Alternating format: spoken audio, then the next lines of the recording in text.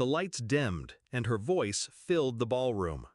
"Tonight," she said into the microphone, "we celebrate growth, resilience, and family." I was standing at the back, in the shadows. No one had seen me walk in. That was the point. 3 years gone. 3 years planning this moment. She had no idea what was about to play on the giant LED screen behind her. Growing up, Anna was the golden one. Teachers adored her, boys chased her, and she could charm our parents with a single smile.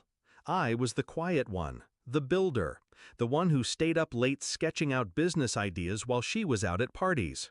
When I launched my company, she was the first to say she believed in me. She even offered to help with marketing. "We'll run it together," she promised. And for a while it worked. Our names were on every contract. Profits grew. I thought we were unstoppable. Then I started noticing small things. Decisions made without me. Meetings I wasn't invited to. My name disappearing from company press releases. I confronted her. She laughed it off. "You're overthinking." 2 months later, I came home early from a trade show and found her in my bed. With my husband. I didn't scream. I didn't throw them out. I stood in the doorway and memorized every detail. The smell of his cologne, the way she didn't even flinch when she saw me. "You'll regret this," I told her. She smiled. "No, you will." She made good on that promise. Within 6 weeks, she forced me out of my own company. My signature forged on transfer documents. My bank accounts drained. And then the custody papers arrived. She was petitioning for my son, claiming I was unstable and unfit. That's when I vanished. To her, it looked like defeat. To me, it was the start of a clock. I moved states, changed my name, worked quietly, saved relentlessly. I learned everything I could about corporate law, digital forensics, and asset tracing. I found people who'd been burned by her before. Ex-employees, former partners, silent investors she'd cheated. And I listened. Every story was another brick in the wall I was building. 2 years into my disappearance, I got lucky. One of her former assistants reached out. She'd been fired for knowing too much and wanted payback. She handed me a hard drive full of emails, recordings, and documents. Proof of fraud, embezzlement, insider trading, and tax evasion. The kind of proof that doesn't just ruin reputations, it buries people. I didn't rush. I pieced it together into a timeline, each file marked, cross-referenced, and ready to stand in court.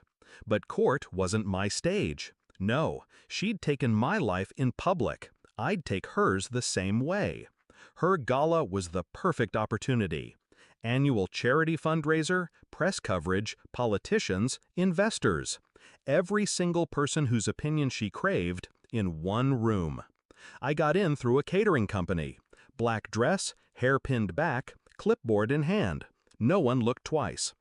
10 minutes before the program started, I slipped into the control booth. The tech guy barely glanced at me when I said, "Schedule change, run the new clip after her speech." He nodded. And now here I was. Anna smiled on stage, basking in applause. "It's been a long road," she said, "but every step was worth it." The screen behind her flickered. The house lights dimmed. Then the first image appeared. A scanned bank statement with her name and an offshore account number.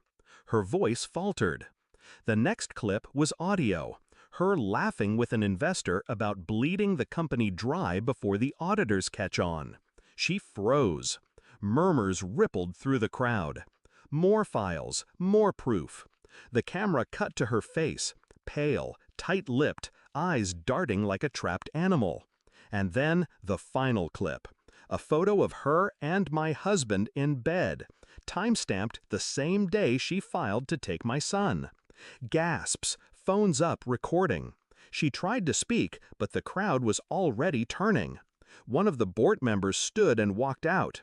2 investors followed. A reporter slipped into the aisle, phone pressed to his ear, voice urgent. I stepped forward then, just far enough for her to see me. Her eyes widened. I didn't smile. I didn't need to. By the next morning, the video was everywhere. Her sponsors pulled funding, the company's stock tanked. The IRS opened an investigation. The custody petition was quietly withdrawn. My husband, now her only ally, left within a week when the money dried up. She called me once. I let it go to voicemail. Her voice shook. "You've destroyed me." No, I thought. I just showed the world who you really are. A month later, I walked into my old office building, now under new management. The receptionist smiled, handed me an envelope. Inside was a note from the new CEO. "We'd like you to come back. On your terms." I declined, because revenge isn't about reclaiming what they stole. It's about knowing they can never steal from you again.